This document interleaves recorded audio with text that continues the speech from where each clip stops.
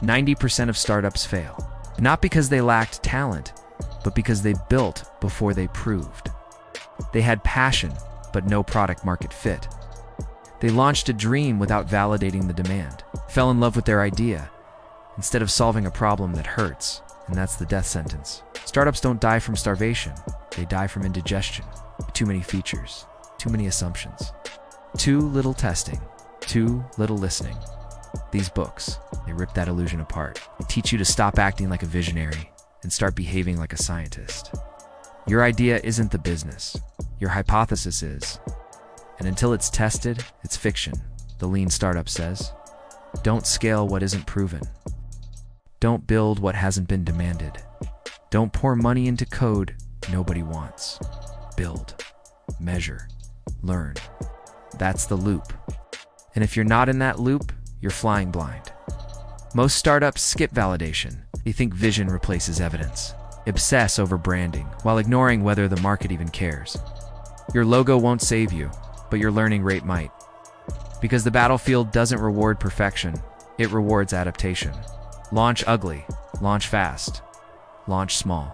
Because feedback today is more valuable than perfection next year, 0 to 1 says. Don't build a better version of something that already exists. Build something new, something 10x better. Don't copy, invent. Don't follow the market, redefine it. You don't want to be the 9th delivery app. You want to be the first something else. Startups fail when they build crowded solutions in saturated spaces with no edge. You need a secret, something you know that the market doesn't. A wedge, a moat.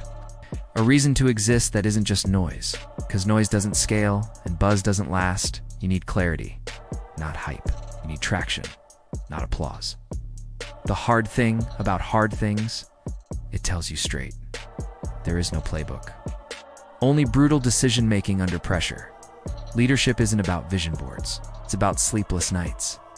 Laying off friends, choosing between survival and strategy. It's about making moves with incomplete data. It's about getting punched in the mouth and still leading anyway. Most founders aren't ready for the pain. They romanticize the pitch deck and underestimate the war. These books force you to mature, to think beyond MVPs and funding rounds, to obsess over customer retention. Not just customer acquisition. Startups don't fail when they launch. They fail when they can't keep people. They lose the signal. They ignore the churn. They drown in vanity metrics. Instead of tracking what actually converts, they scale before systemizing. They hire before automating. They spend before proving. And when the burn rate catches up, it's already too late. Here's the shift these books demand. Stop asking, how do I raise money? Start asking, how do I make money from day one? Stop aiming to impress VCs.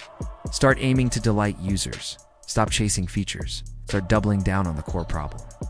Because if you can't explain your product in 10 seconds, you've already lost. If users don't scream, take my money, you don't have a product. Nobody talks about it after using it. You don't have a brand. If your whole plan depends on going viral, you don't have a strategy, you have a wish. These books teach you to run lean, to move fast, to validate everything, to pivot when needed, and double down when it clicks. They teach you that traction isn't growth, and growth isn't survival. Startups live and die by execution, not theory, not hype, not passion. Execution. They show you that culture matters, because your first 10 hires will build or break your identity. If you hire average, you build fragile. If you hire ego, you build chaos. If you hire vision, you build momentum.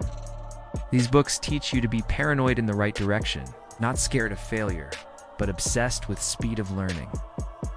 Every failed experiment is tuition. Every honest customer complaint is a free roadmap. And every metric ignored is a blind spot growing in silence. So what do you do instead of failing?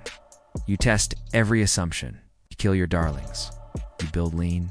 You sell early. You ask uncomfortable questions. You fire fast. You hire slow. You prioritize feedback over ego. You fall in love with the user's problem, not your solution.